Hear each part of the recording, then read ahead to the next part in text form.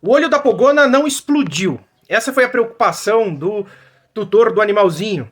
E muitas dúvidas surgiram em relação ao que pode causar isso, e poucas pessoas estavam conseguindo apontar, então eu vou trazer as teorias atuais relacionadas a esta alteração. Primeiro, vocês percebem que existe uma protrusão bilateral na região do olho da pogona.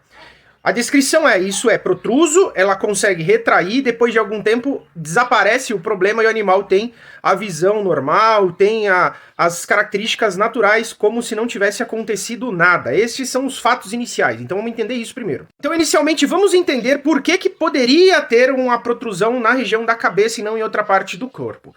O que acontece é que esses animais eles possuem um músculo constritor jugular. É um músculo na região da jugular, na base do crânio. Qual é a utilidade disso e qual foi a teoria proposta lá em 1966, aproximadamente? O que acontece é, a temperatura do corpo ela é diferente da temperatura da cabeça. Isso aparece em vários lagartos desérticos. Então você vai ver que a temperatura da cabeça é ligeiramente maior do que a do corpo. As descrições, às vezes, de 2 a 4 graus de diferença entre o corpo e a cabeça. Sendo assim, quando a cabeça tem uma temperatura muito alta, ele usa de um mecanismo regulador para redução da temperatura da cabeça.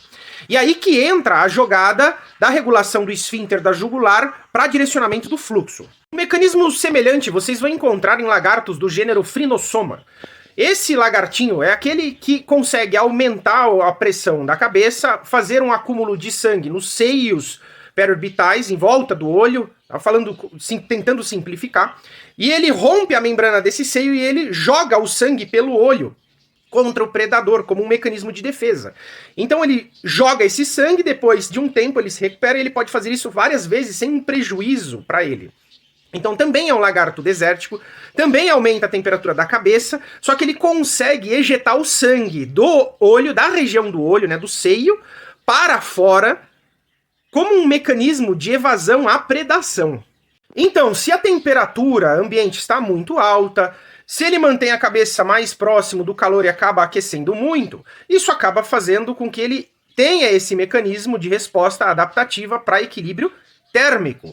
Por isso que algumas pessoas às vezes vão falar que isso tem a ver com a luz. E não é a luz propriamente dito, não é a questão de fotoperíodo, é a questão de temperatura como mecanismo principal desencadeador deste efeito. Vocês vão encontrar também, eventualmente, alguns teóricos que apontam que essas protrusões podem ser também uma forma de expulsar substâncias que entraram no olho, dessa forma você conduz isso para fora. É uma outra teoria, embora não é a mais propagada relacionada a este evento mostrado no vídeo em específico. Então, quando a temperatura da cabeça está elevada, o esfíncter da jugular contrai e diminui o fluxo sanguíneo da cabeça para o corpo. A carótida, que é a artéria que leva o sangue do corpo para a cabeça, permanece intacta. Então ela carrega este sangue do corpo para a cabeça de menor temperatura.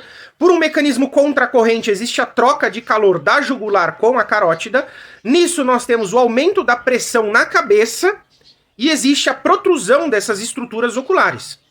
E aí o que acontece? Depois de um tempo, esse esfíncter relaxa, a pressão na cabeça, como estava alta, faz com que o sangue flua de forma mais rápida da cabeça para o corpo e a temperatura da cabeça cai. Então você consegue equalizar a temperatura de cabeça e corpo. Então, resumindo a história, para que serviu todo esse mecanismo? Para termorregulação. Essa é a proposta teórica principal, e isso descrito em alguns lagartos de ambiente desértico, principalmente. As estruturas que estão mais na região medial do olho, nós encontramos a membrana nictante, que é aquilo que chamamos de terceira pálpebra, que pode protruir, que pode se tornar edemaciada. Em alguns lagartos, a protrusão também pode ser produzida pelo aumento de volume dos seios. Então, região próxima dos olhos. As estruturas que estão mais na região medial do olho, nós encontramos a membrana nictante, que é aquilo que chamamos de terceira pálpebra, que pode protruir, que pode se tornar